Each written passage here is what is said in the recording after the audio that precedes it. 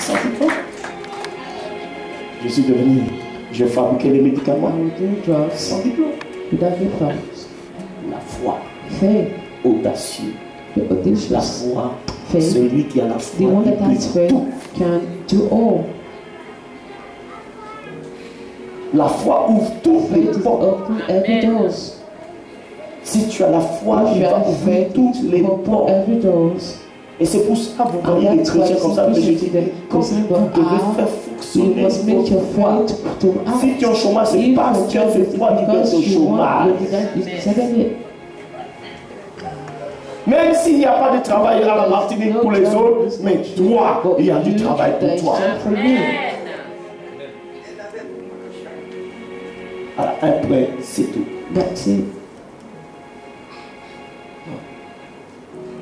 Nous allons prendre Romains, Hébreux 11.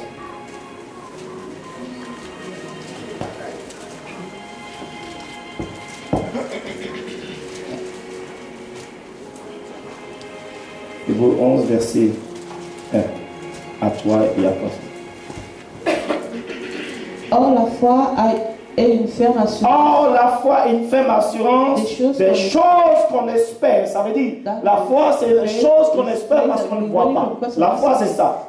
Ça veut dire, je veux quelque chose, mais j'ai l'assurance que je l'ai. Cette chose que je ne vois pas, mais je le prends par la foi et je la mets à l'existence et je le crois. J'ai l'assurance, je l'ai. Je ne l'ai pas physiquement, mais je l'ai. Je l'ai. Une assurance de ce que je ne vois pas.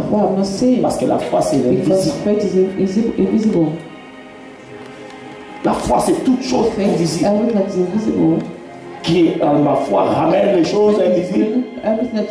C'est ce qui est invisible à visible. Voici la foi. Les choses qui n'existent pas. À l'existence. Qu'est-ce que ta foi doit amener à l'existence dans ta vie? Qu'est-ce qui doit amener à l'existence? Une ferme assurance. Ça veut dire j'ai confiance que j'ai la chose. J'ai l'assurance. Tu peux tout me dire. C'est comme un médecin peut dire tu es malade. Quand tu dis tu dis merci madame, tu vas mourir dans 2 jours. Tu chantes Alléluia. Je ne pleure pas. Et il y a des personnes. Tu n'as jamais remarqué quand tu sors chez le médecin, toujours des mauvaises nouvelles. Tu sors, tu es content. You're happy. Amen. Amen. La foi, l'assurance, quelles que soient les choses négatives, tu crois. You believe tu ne seras jamais that you will never be shamed. That means pas you will not please God. Oh, sans la foi, ça veut dire les gens qui sont agréables. C'est les gens qui ont la foi. Ça veut dire quelqu'un qui est agité, même s'il a des problèmes, il est agréable à Dieu. Acclame. Ça veut dire, j'ai des problèmes. Je sais, oui, Dieu il voit. Mais Dieu dit, or, la personne qui a la foi, or, sans la foi, il est impossible de lui être agréable. Or, sans la foi, il est impossible de lui être agréable. Tu ne comprends pas, mon frère, tu ne comprends pas. Je suis en train de vivre un moment difficile. Mais je te dis, et la foi, afin d'être agréable. Parce que si tu n'es pas agréable, si moi en tant que pasteur, je dis, mais je te comprends. Oui, je peux te comprendre, mais moi je dois t'amener que ta foi soit agréable à celui qui peut rémunérer, te donner la récompense. C'est mon but, d'amener ta foi à être agréable à Dieu. Afin dans l'attente que c'est ce que tu attends, cette chose arrive. Mais si je te dis, mais bon ma soeur, je te comprends, oui, bon, on reste comme cela. En fin de compte, je suis en train d'amener ta foi désagréable à Dieu. Et quelquefois, dans le moment difficile, peut-être c'est pas ça que tu veux que le pasteur te dise. Et tu vas travailler avec le pasteur parce que le pasteur ne comprend pas. Tu vas avoir la haine vers le pasteur. Tu vas dire, mais c'est quoi ce genre de pasteur? Je passe un moment difficile de dire, la foi, agréable à Dieu. Il ne voit pas, j'ai des problèmes là. Mais il y a des gens, mais dis à ton frère, qu'est-ce que tu veux que je fasse? Alléluia. Alléluia. Oh, la foi est impossible. Quelqu'un ne peut pas dire je suis agréable à Dieu.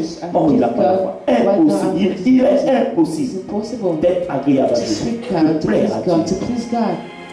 Telle personne n'est pas agréable à Dieu. Et c'est pour cela, vous voyez, cette personne, il reste comme cela. Il pleure, il va pleurer 365 jours. Et leur vie ne va pas changer. C'est le temps de difficulté. Dis Seigneur, je crois. Je sais. Tu me répondras. Je sais. Ça changera. Je sais.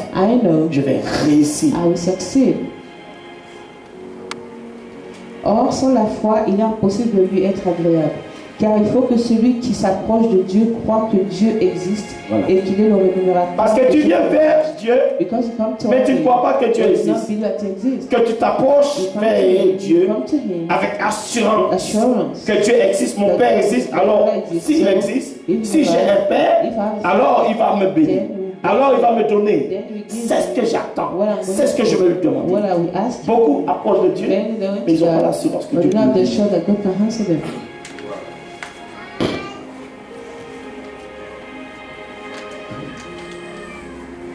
Alléluia. Nous allons prendre Romains 10.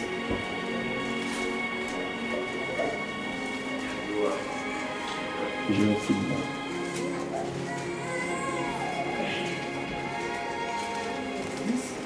Romains 10, verset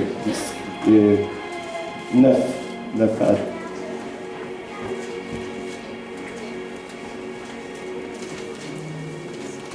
Romains 10, verset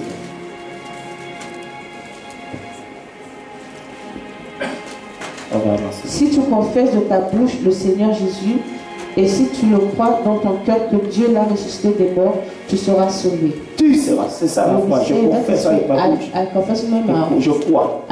J'ai la foi. Et je suis sauvé. Et alors tu seras sauvé. Parce que quelqu'un qui peut confesser, mais il ne croit même pas à la chose qu'il confesse. Le jour où j'ai confessé au Seigneur Jésus, je sais que je suis sauvé. Parce que je l'ai confessé avec moi. J'ai une foi en la parole de Dieu. Car c'est en croyant du cœur qu'on parvient à la justice, et c'est en confessant de la bouche qu'on parvient au salut, selon ce que dit l'Écriture. Voilà, vous voyez, ici, beaucoup de personnes, tant qu'il n'a pas fait cela, ne peuvent pas être sauvés. Pour être sauvé, déjà il faut croire, c'est ce que tu dis. Il croit que Jésus est sauvé. Et par la foi, tu es sauvé. Continue. Quiconque croit en lui ne sera point confus. Voilà. J'ai la confiance. Je crois. J'ai la foi. Si j'ai la foi, si je crois en Dieu, je ne suis pas confus. Mais regardez beaucoup de personnes. Ils croient en Dieu, mais il y a une confusion. C'est que en vérité, tu n'as jamais cru à Dieu. Beaucoup de personnes qui sont dans la confusion totale.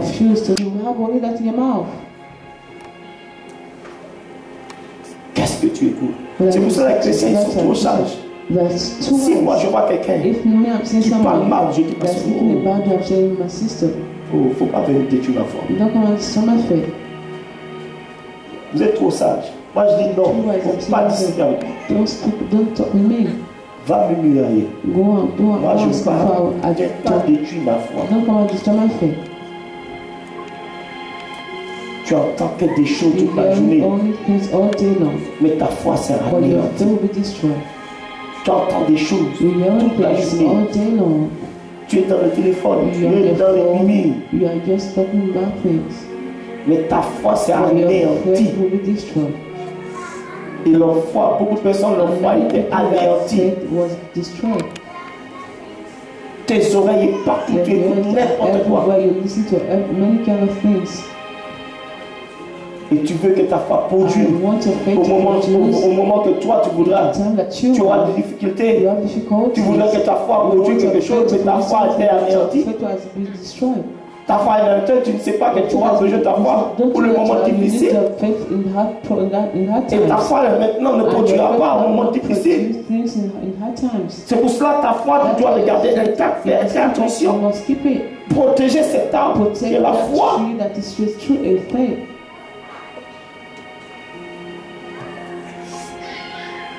C'est pour cela que je n'écoute pas beaucoup de choses. N'importe quoi. La musique du monde, notre besoin. Je n'écoute pas ça. Si vous regardez la musique du monde, et si vous savez où la musique du monde sort, c'était Lucifer qui était l'ange, qui dirigeait la louange pour Dieu. La musique. Et la Bible dit, Dieu l'a précipité sur la terre. Et maintenant il joue la musique. C'est le monde. C'est lui qui l'a dit. C'est pour cela que vous voyez les grands chanteurs qui meurent mal. Cancer, il meurt. Ça veut dire il meurt jeune. Regardez tous les grands chanteurs, ils meurent. Regardez. Ils chantent pour Satan, ils ont la gloire. Et vous venez, vous écoutez. Ils font un pacte encore. Et vous écoutez la musique. Ça agit sur vous. Regardez un entier quand il va en boîte de nuit. Qui va avoir son état quand il va sortir. Soit, il faut qu'il rencontre une femme là-bas. Ou la femme rencontre un homme. Et tu vas avoir des choses terribles. Sur une musique. Sur une musique. Va dire l'entier d'abandonner sa musique. Tu vas voir. Ah non, c'est plus. Vas-y, il faut écouter. Il faut écouter. Je dis il faut écouter. Ah, il n'y a rien de mal. Il faut écouter. Achète des musiques chrétiennes. Mais tu vas voir comment tu vas devenir fort. Tu vas voir comment ta foi. Quand tu vas demander quelque chose, la chose va arriver. Parce que tu as édifié ta foi. Oh, pourquoi je demande Dieu? Pourquoi je demande quelque chose? Mais qu'est-ce que tu fais? Qu'est-ce que tu écoutes dans ta foi? Ta foi, tu la détruis.